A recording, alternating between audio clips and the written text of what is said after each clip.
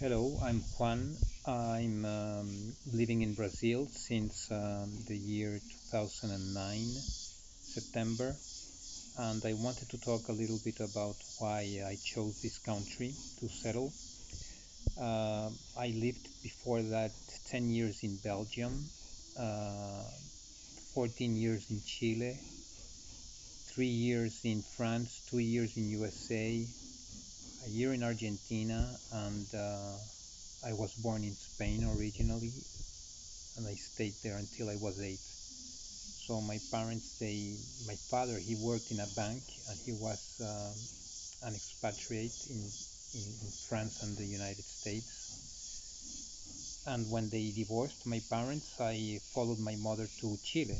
I stayed there until I was 28, and then I went out to Belgium in order to study and to have some adventure, another land without plans to go back to Chile. I was fed up with my work. I just had a divorce, and I thought maybe in Belgium I study something nice, artificial intelligence, which I did, and statistics, 2 masters. And after that, I maybe go to Australia or a more a nicer country than Chile. Chile is very nice, but I was living in the capital and I was drowned by work and the speed of the city, and I just didn't like it. So destiny took another road. I stayed in Belgium for 10 years. Like after studying, I got a job, an easy job.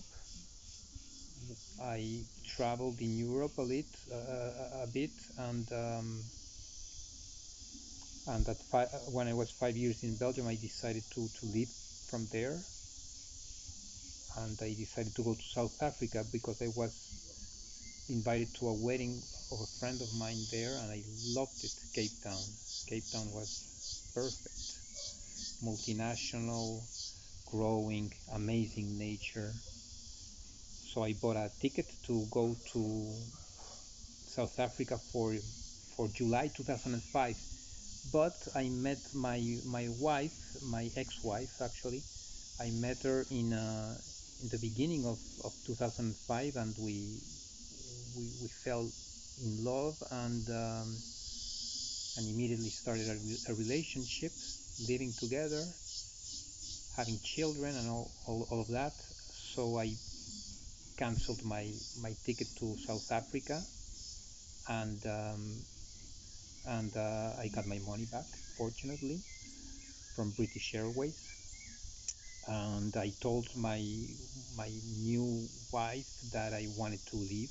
When I met her, immediately I told her that I didn't want to stay in Belgium because I didn't like that living style of only working and earning money, and working and earning money, and etc. And just I didn't want to give up my time for that rat race. And she accepted. She said she also wanted to leave. She would follow me anywhere in the world. So okay, perfect. It was like the perfect person. We we but even then we stayed in Belgium like for 5 more years. She was working as a teacher. I was working in information technology, software, and by the end by 2008, when the crisis came, I had some money saved and I put it all on stock investments, and I started investing seriously. I had already done it before in the internet bubble, but I had a very bad experience when I started.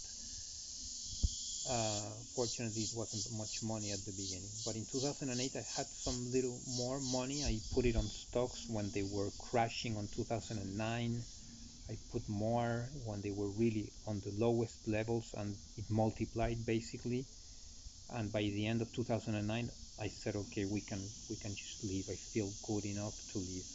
And I left to Brazil with not that much money by then. Must have been like a little bit over $100,000. but I felt strong enough with that money to go to Brazil and start anew there.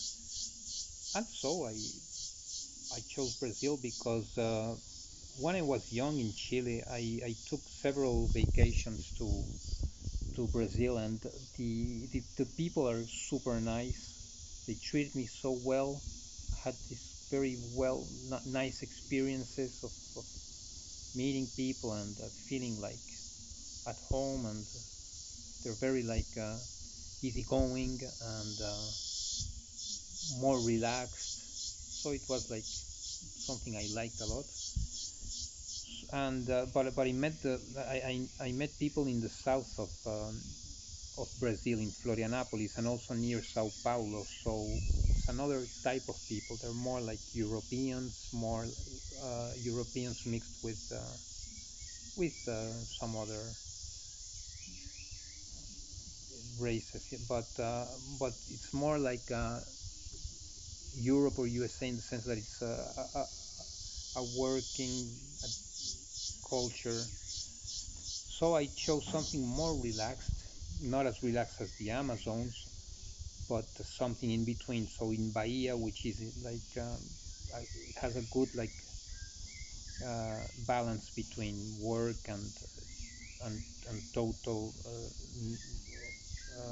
relaxation. Like so, it has a good balance, and it's much more black. There's a lot of black people, descendants from slaves, mixed with Indians and Europeans. So it's a melting pot, which gave its own race basically, which is like a mixture of all of that.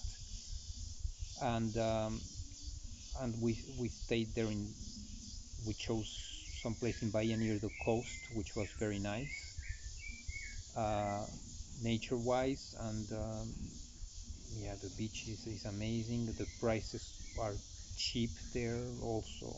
In Bahia in general, it's more or less cheap for me. I mean, unless you live in a big city, it's cheap. And and we stayed in the beach for a couple of years, but we got tired of that kind of atmosphere where it's all party and music. It was too much, and then there were robberies also.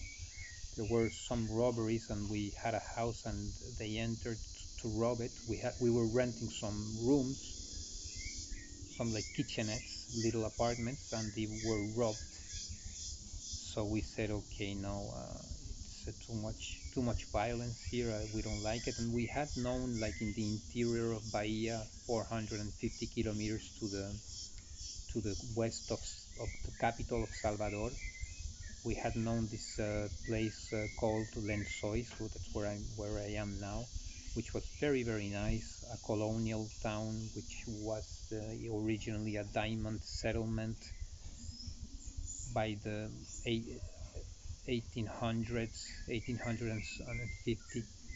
It started like a diamond settlement, and now it's not that anymore. It's a touristic place. It has a national park, very very nice.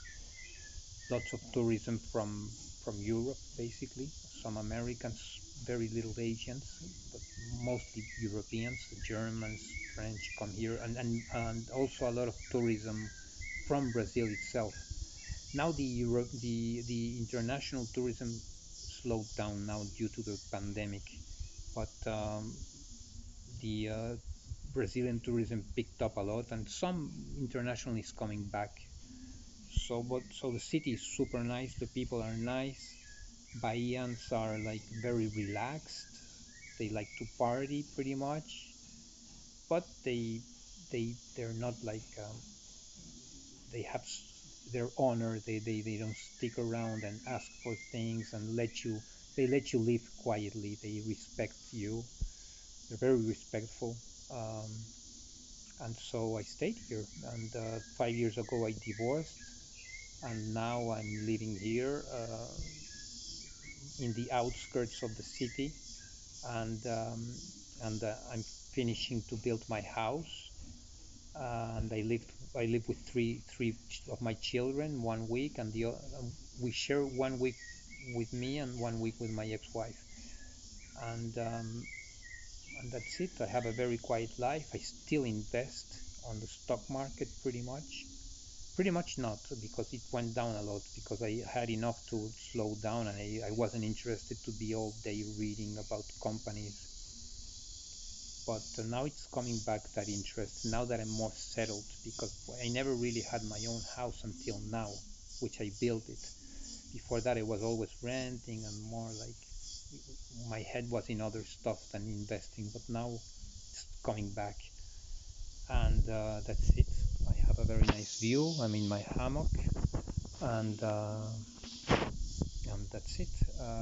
That's part of the veranda from my house. Over there, there's a tank with fishes. I'm growing fishes now, and that's the view I have basically. Very beautiful nature, and that's it. I'm living the life, and I like it. So I want to share a little bit my experience. And regarding costs of living, and for foreigners, if you are like American or European, you I think you're limited to 6 months. If you marry, you can stay here forever. If you have a child, also, you don't have to marry. If you have a child here, born here, you can stay here. Or if you invest, or if you make your business, if you make a company and you make a business, you can stay here also. So it's possible for the people that want it. It's possible. Or if you're lucky to be in the Mercosur, if you're a citizen of Chile or Argentina or Uruguay or Peru, I think, then one of those 5 countries, they can live in anywhere, choose any of those countries to live. It's like a mini European Union agreement. But okay, that's it. I hope you liked it, and feel free to ask any question. Bye.